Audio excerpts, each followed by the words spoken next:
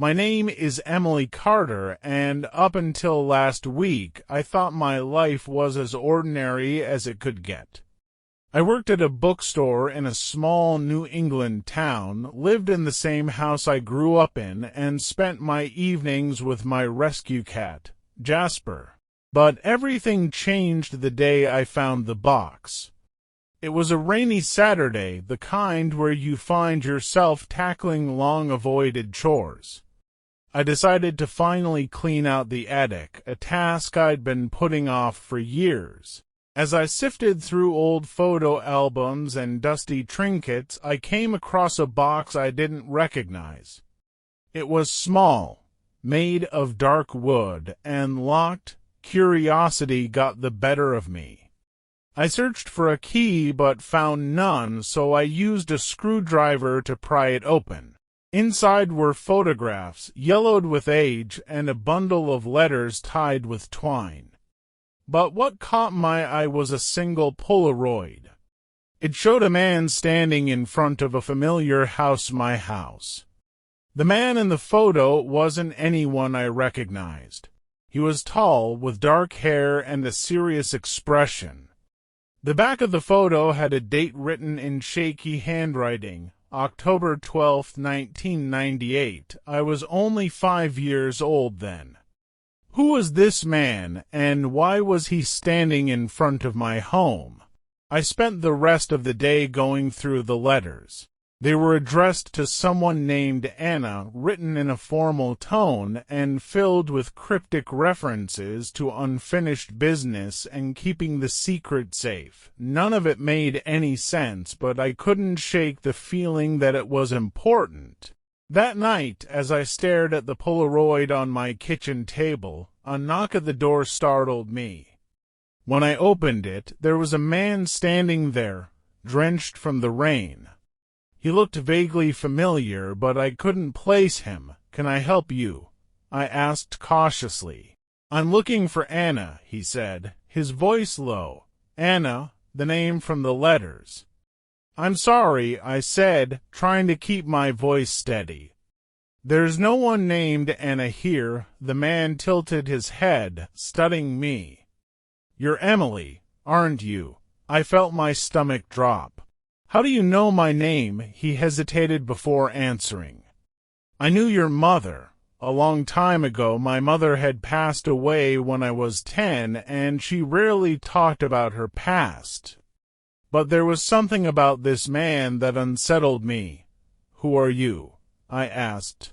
"My name is Lucas," he said, "and I think your mother left something behind, something dangerous."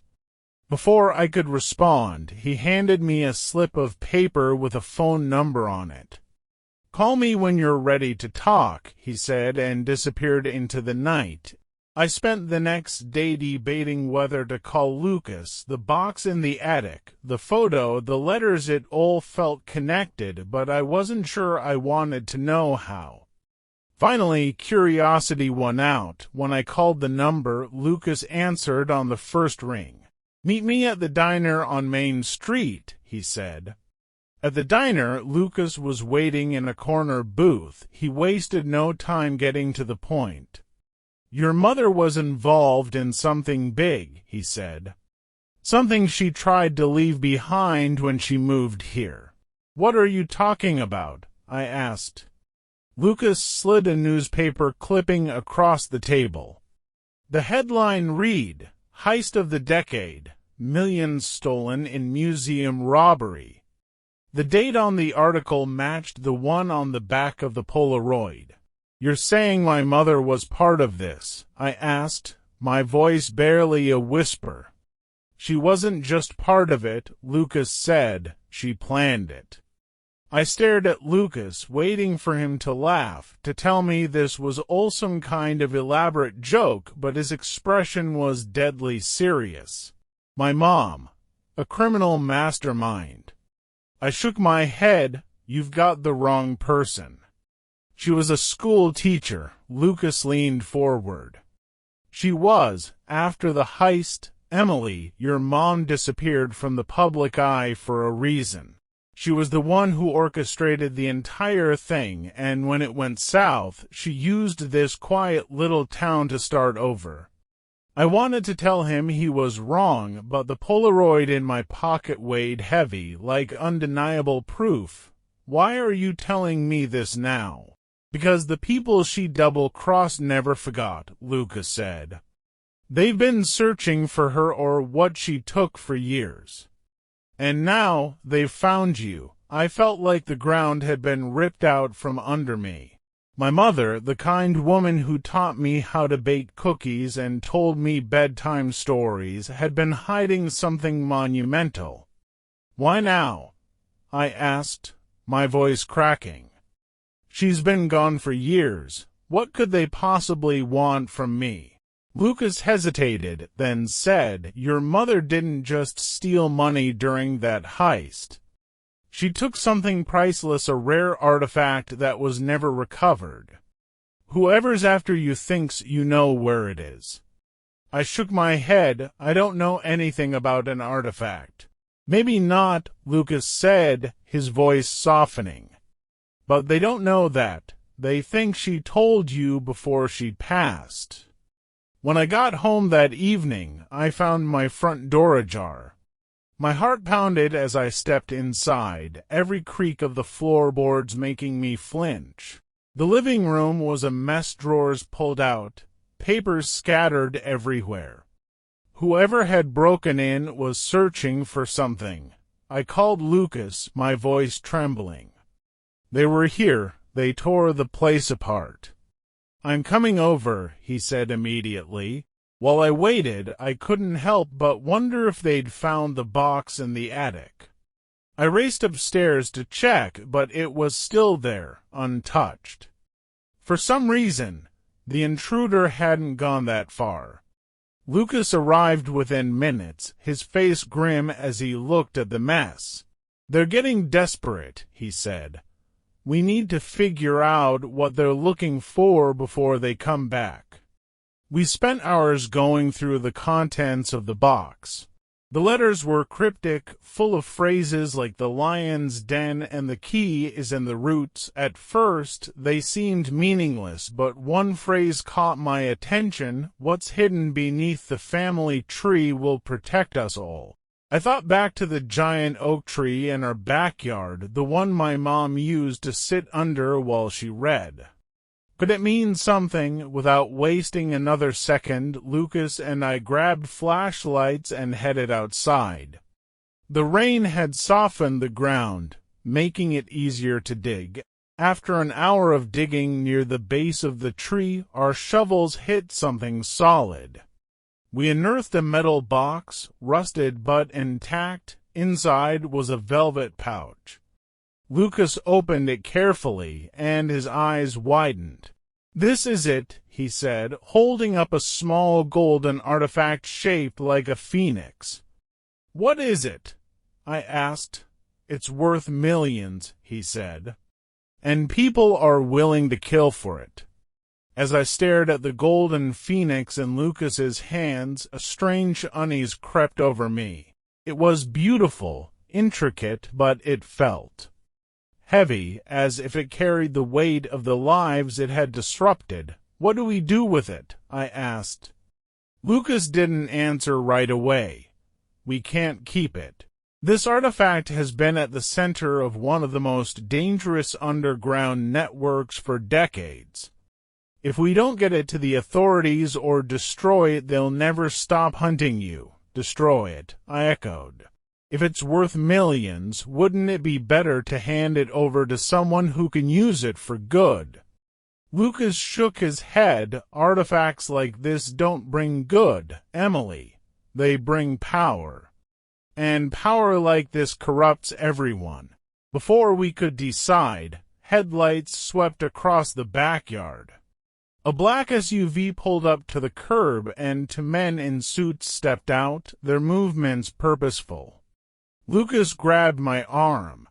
We have to go. Now. We ran through the trees at the edge of my yard, the artifact hidden in Lucas's jacket. Behind us, I could hear the men shouting, their footsteps crunching on the wet grass. We made it to Lucas's car just in time. As we sped away, he glanced at me. They're not going to stop until they have it. We need a plan. Who are they? I asked, my voice trembling.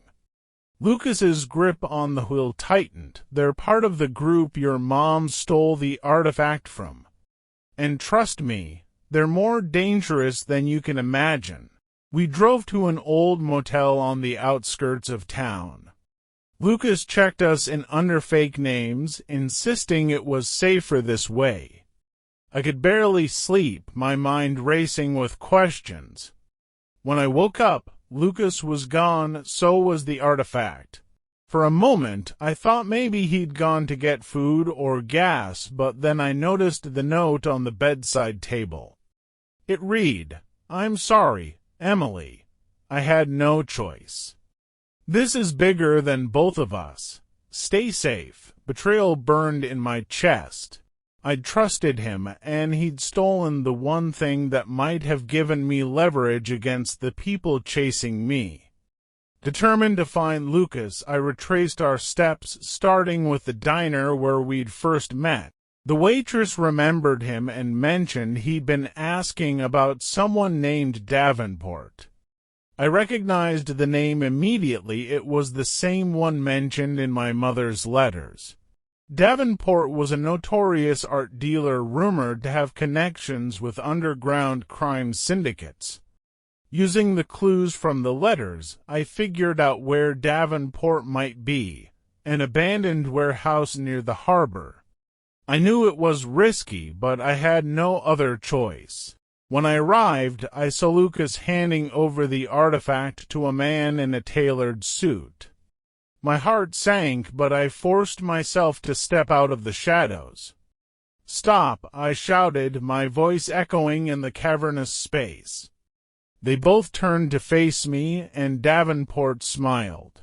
"Ah, the daughter of the great Anna Carter, how fitting."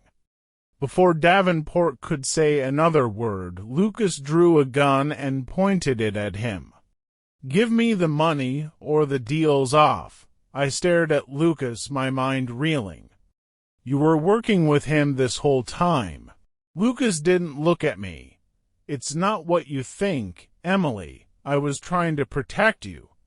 "By selling the artifact to a criminal," I shot back. Davenport chuckled. "Such loyalty. It's almost touching."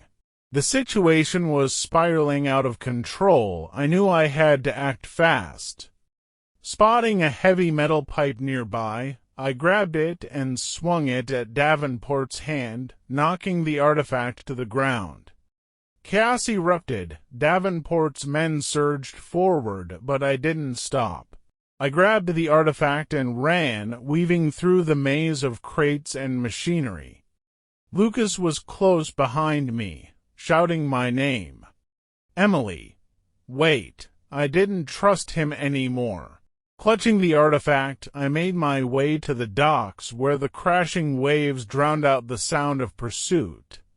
Lucas caught up to me, his face pale. "Listen to me. If you keep that artifact, they'll never stop hunting you." "Then help me destroy it," I said, my voice firm. Lucas hesitated, then nodded. "Okay, follow me."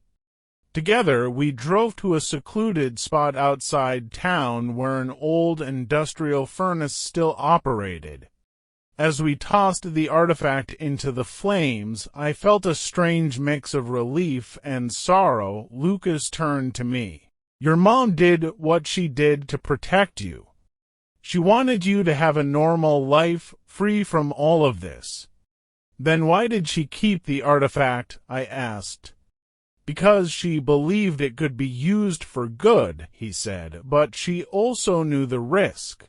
As the flames consumed the artifact, I realized I had a choice. I could let the past define me, or I could move forward. For the first time in days, I felt free. The artifact was gone, and with it, the danger that had haunted my family. But one thing was certain: I'd never look at my quiet little town the same way again.